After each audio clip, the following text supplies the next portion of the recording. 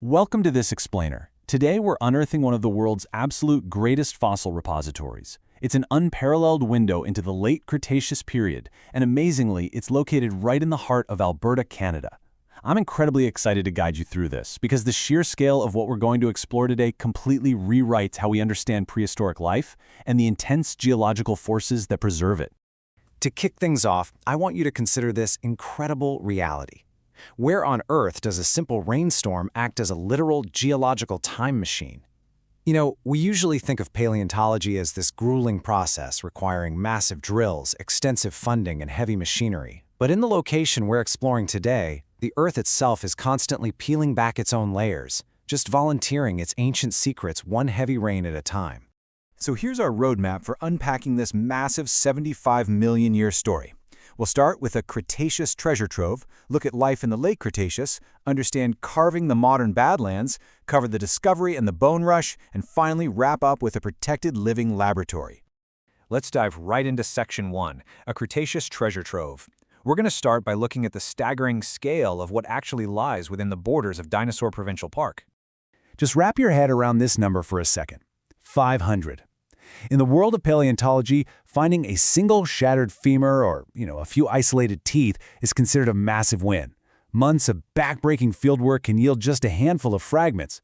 But here, over 500 complete, museum-quality dinosaur skeletons have been extracted right from this dirt. And I'm not talking about fragments. I mean entire, articulated skeletons with the bones lying exactly as they did when the animal died.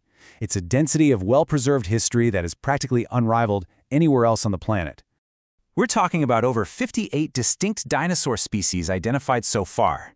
You've got this comprehensive cross-section of horned, armored, duck-billed, and carnivorous dinosaurs all resting in one place. These specimens are so pristine that they literally serve as the crown jewels in over 30 major museums around the globe. That's exactly why the park earned its UNESCO World Heritage status back in 1979. But what makes this truly invaluable to science? The real game changer here is the unbroken timeline. The sedimentary layers are so perfectly stacked that they provide a continuous record of evolution spanning 1.5 million years. Paleontologists can actually track the slow, gradual changes of specific dinosaur families layer by layer. But, the park isn't just dry bones and dusty rocks. It's defined by this striking, almost bizarre contrast. On one hand, you have the modern Badlands, this dry, rugged, alien landscape of arid rock towers and deeply rutted gullies. But right next to it, cutting directly through that harsh rock, are these lush, green riparian forests thriving along 24 kilometers of the Red Deer River. This incredibly vibrant riverside habitat supports towering cottonwood trees, golden eagles, pronghorn antelope, even prairie rattlesnakes. It's just a stunning juxtaposition. An ancient, harsh graveyard existing right side by side with a living, breathing ecosystem. Moving right along to Section 2, Life in the Late Cretaceous. Let's flash back in time to see how this unbelievable concentration of life actually began. The crucial thing to understand here is that this dry, modern desert used to be a lush, swampy, subtropical coastal plain. It sat right on the edge of this massive inland ocean called the Western Interior Seaway, which literally split North America perfectly in half. This swampy, waterlogged plain was the absolute perfect breeding ground for both dense life and future fossilization. If you had a time machine and stepped out into late Cretaceous Alberta, it would feel a lot like stepping into modern-day northern Florida. You'd be totally surrounded by humid forests of giant redwoods, palms, and ferns. And the dinosaurs weren't alone either. They shared this unbelievably rich ecosystem with sharks, giant turtles, crocodiles, and massive flying pterosaurs. So how did so many perfect skeletons survive from that lush swamp? Well, we can walk through this fascinating four-step fossilization process.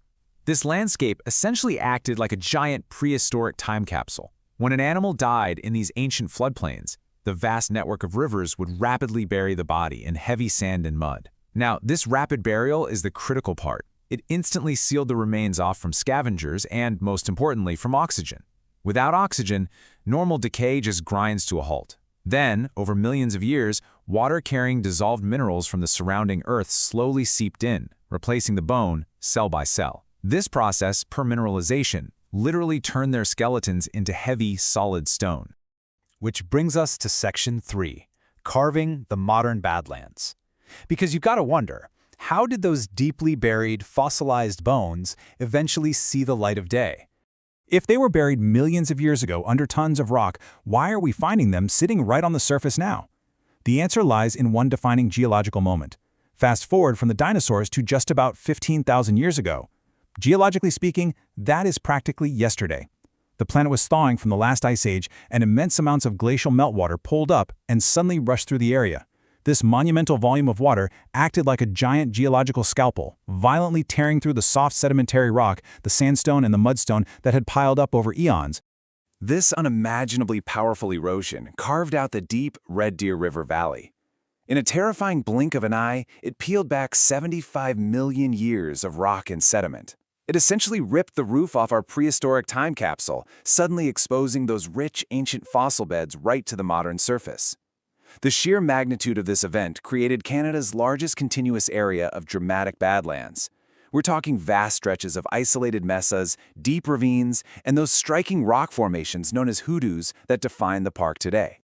All right, let's look at Section 4, Discovery and the Bone Rush. Because once those bones were exposed, it absolutely did not take long for humanity to notice. But long before European settlers or modern paleontologists ever set foot in Alberta, the Blackfoot Confederacy inhabited this region. As they traversed the Badlands, they naturally encountered these massive petrified bones weathering out of the hillsides. They beautifully and respectfully named these towering discoveries the grandfathers of the buffalo. It's amazing how they integrated the ancient landscape seamlessly into their cultural understanding of the natural world, completely recognizing the deep history resting right there in the soil. Tracing this history, we can see how it builds right into modern science.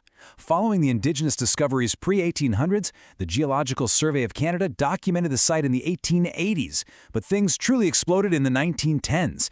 This sparked the Great Bone Rush. Think of it exactly like a gold rush, but for dinosaur skeletons. Fierce rival fossil hunters, most notably Barnum Brown for New York and Charles H. Sternberg for Canada, raced through the Badlands. They excavated hundreds of incredible skeletons, competing to ship them back to prestigious museums. It was an era of absolute scientific chaos. So to stop the unregulated plundering and keep the heritage local, the site was officially protected as a provincial park in 1955 and later recognized by UNESCO in 1979. Which perfectly sets up our final section, Section 5. A protected living laboratory.